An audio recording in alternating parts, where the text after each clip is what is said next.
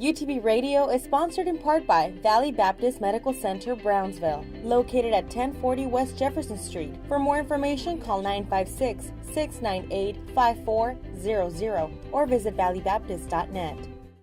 UTB Radio is sponsored in part by T-Mobile.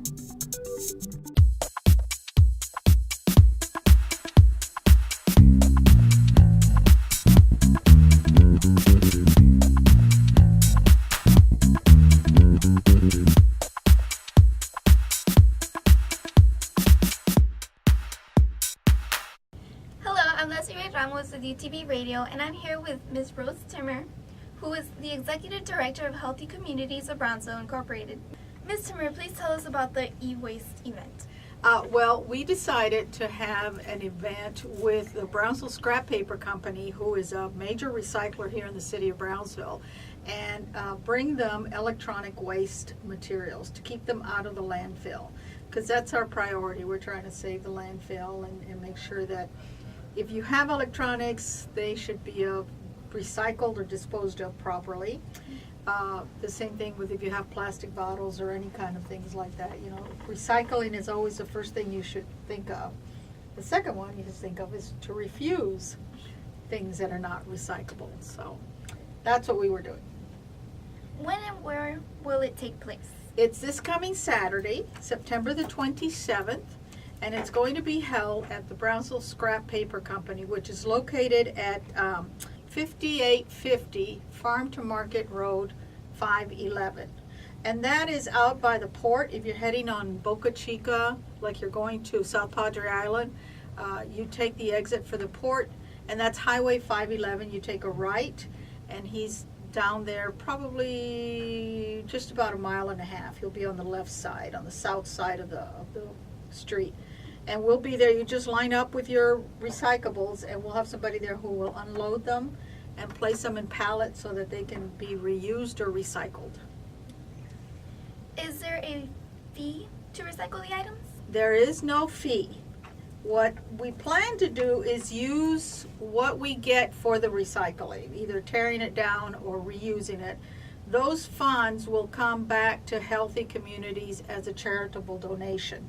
If somebody brings a lot of computers and they want to get a donation receipt for their taxes, we are a nonprofit, so you can donate to us and take it off your taxes, depending on what your tax base is.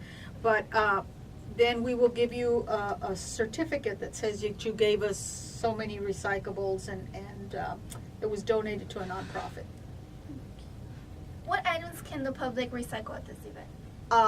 Computers, iPhones, any kind of cell phone we will take. Computers, cell phones, rechargeable batteries, not regular batteries. They're very hard to get rid of. Printers, laptops, tablets, gaming systems. If you have routers that you no longer use because you upgraded, I imagine, I really don't know. Fax machines, inkjet cartridges, all those things. We do not take monitors. So that's something important to know.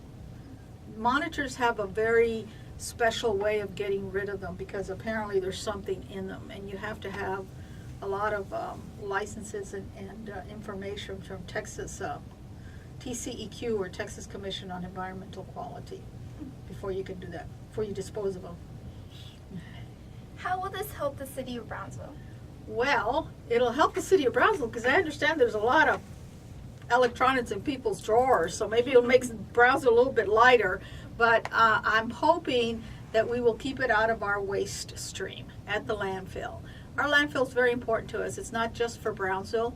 The landfill services a lot of other communities, the island, Port Isabel, Laguna Vista, Laguna Madre, Los Fresnos, all of those people bring their trash to us. So if we can take some of that burden off, then we have more life in our landfill. And that's important because it's very pricey to create a landfill. And it's not something that probably somebody like me is going to have to deal with because I think we still have 25 to 30 years left on the landfill. But people like yourselves probably will have to make a decision as to where the landfill is going to go in whose backyard. And that's going to be quite controversial, you know. Nobody wants a landfill in their backyard.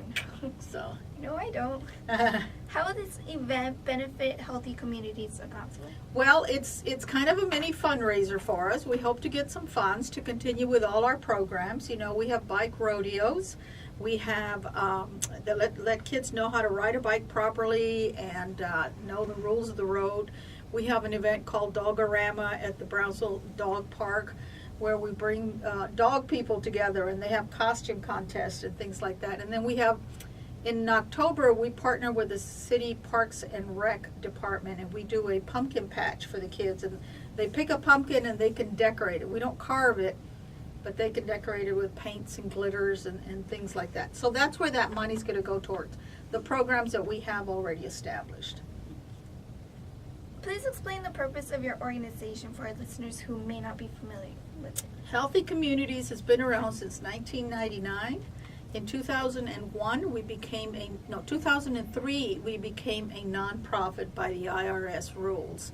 And we have been here at the college all of that time. We are strongly supported by the School of Public Health. They have been very generous and given us an office and secretarial support and all of that, computer support. So it's really very convenient for us to do the programs that we're doing. We try to promote living in a healthier, cleaner, and more beautiful city. And we do that with different programs that we have. We do cleanups. We are spearheading the curbside recycling program right now that is coming to the city of Brownsville, we hope, in the next couple of months. We also spearheaded the plastic bag ordinance that was enacted in 2011, and we spent a lot of time on that, convincing people that they didn't need a plastic bag to go to the grocery store or to go to Stripes. We also helped the city health department with the city passed a non-smoking ordinance. So we have a lot of programs where we make a big impact, and it's all done with volunteers and partnerships with other community organizations. What upcoming events do you have planned? Well, we have this e-waste recycling, which is going to be a big deal, I hope. We're having a pumpkin patch with Parks and Rec October the 29th. It's a Wednesday, that last Wednesday in October. I don't have my folder in front of me. We're having a bike rodeo in November and another one in late May, for when the kids get out of school, they'll be able to remember, hopefully, how to ride a bike. We've got some other events coming up that we have on our menus. I know we're trying to do a women's expo sometime in January. We'll bring down a speaker and talk to women about being more self-confident, dealing with the male workforce, those kinds of things. The other thing that we're going to do too is we're bringing a speaker in to talk about autism, and we'll be having that probably in November, if not January of next year. Ms. Timmer, thank you for being here today, and to our audience, thank you for joining us today. I'm Leslie Ray Ramos with UTB Radio.